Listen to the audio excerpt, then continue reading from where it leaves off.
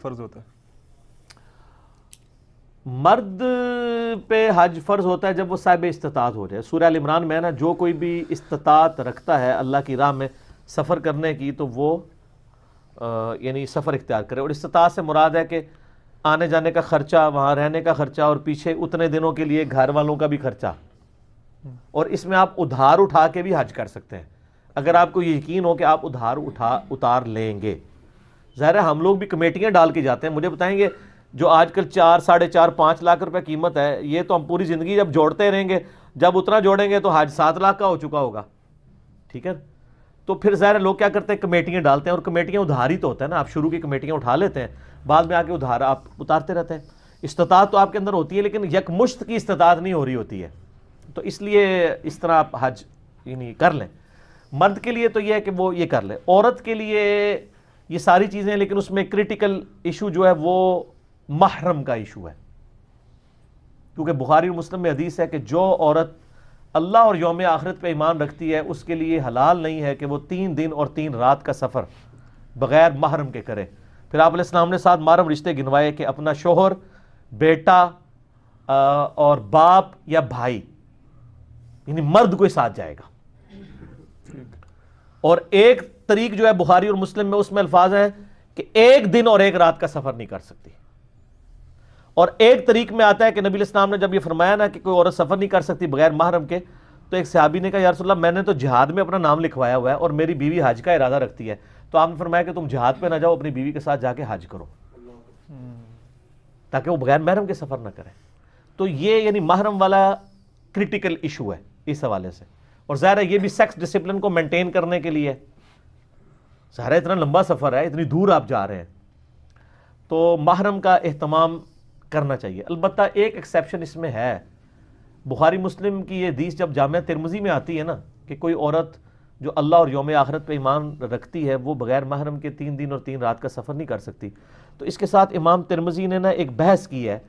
کہ حج کے سفر کے اوپر ہمارے فقہاء میں اختلاف پایا جاتا ہے کہ حج تو اب فرض ہے, اب اگر کوئی ایسی عورت ہے کہ جس کے ساتھ کوئی محرم نہیں, تو وہ عورت کیا حج نہیں کرے گی؟ تو وہ کہتے ہیں کہ اس میں 2 رائے پائی جاتی ہیں. اہل کوفہ کی رائے یہ ہے, اہل کوفہ میں حنفی بھی شامل ہے اور سفیان ثوری بھی شامل ہے, کہ ایسی عورت پہ حج فرض ہی نہیں ہوگا جس کے پاس محرم موجود نہیں ہے,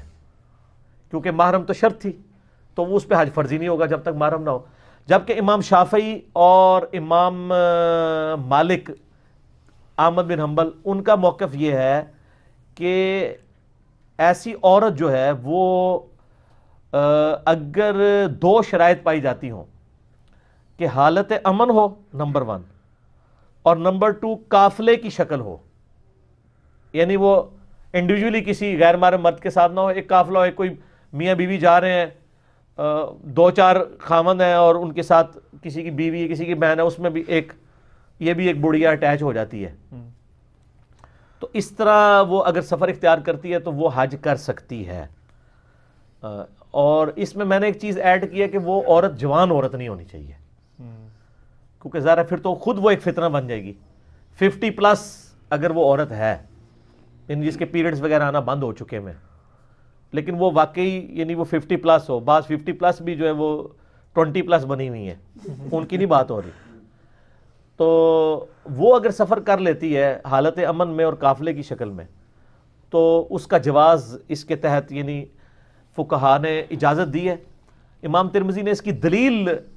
جو ہے وہ پیش نہیں کی ہے, لیکن میں اس کی آپ کو دلیل بتاتا ہوں. اس کی دلیل وہ صحیح بخاری کی حدیث ہے, بڑی طویل حدیث ہے کہ عدی بن حاتم بیٹھے ہوتے ہیں نبی علیہ السلام کے پاس, کچھ غریب اصحاب آتے ہیں اور وہ کہتے ہیں کہ جی مدینے کے راستے جو ہے وہ بڑے پرخطر ہیں, ہمیں ڈاکو لوٹ لیتے ہیں اور بڑی مشکل زندگی ہے, امن نہیں ہے. تو نبی علیہ السلام نے حضرت عدی بن حاتم سے کہا کہ اے عدی, اگر تو زندہ رہا نا تو دیکھے گا کہ ایک اکیلی عورت زیورات کی لدی ہوئی عراق سے چلے گی, ہیرا شہر سے 1000 کلومیٹر کا سفر کر کے کعبہ شریف آئے گی اکیلی, طواف کر کے یعنی حج کر کے واپس چلی جائے گی, اور اس کو اللہ کے علاوہ کسی چیز کا خوف نہیں ہوگا. ٹھیک ہے, اور تو اگر زندہ رہا تو دیکھے گا کہ اتنا امن ہو جائے گا,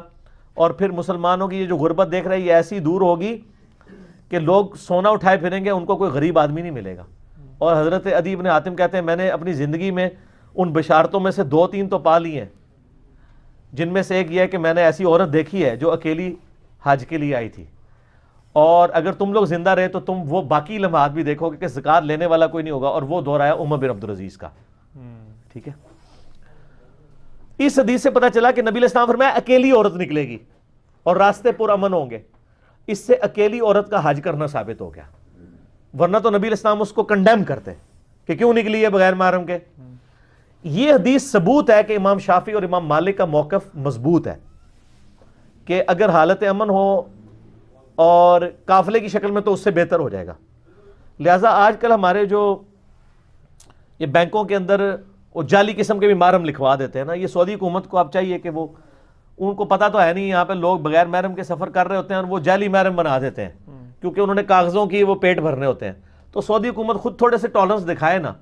کہ وہ یہ کہہ دیں کہ جو 50+ ہیں اور قافلے کی شکل میں آ رہے ہیں اس میں کوئی جاننے والا ہے تو ان کو محرم کی ضرورت نہیں ہے، بجائے کہ بینک والوں کو جھوٹ لکھنا پڑے. وہ جھوٹ ہی لکھ رہے ہیں نا، اور ان کی مجبوری یہ ہے کہ یہ ان کو ایز اے لاسٹ ریزارٹ کرنا پڑتا ہے، جو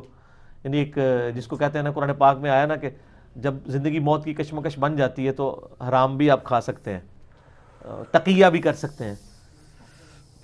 اور کلمہ کفر بھی بک سکتے ہیں دل میں ایمان رکھتے ہوئے. یہ ساری چیزیں سورۃ النحل سورہ آل عمران میں آئی ہیں، وہ ایک معاملہ الگ ہے. تو سعودی حکومت تھوڑی ٹالرنس دکھائے تاکہ ان امتحانوں سے ہمیں نہ گزرنا پڑے. ٹھیک ہو گیا؟ تو یہ یعنی عورت یعنی پھر محرم کے ساتھ سفر کرے وہ تو بہتر ہے، لیکن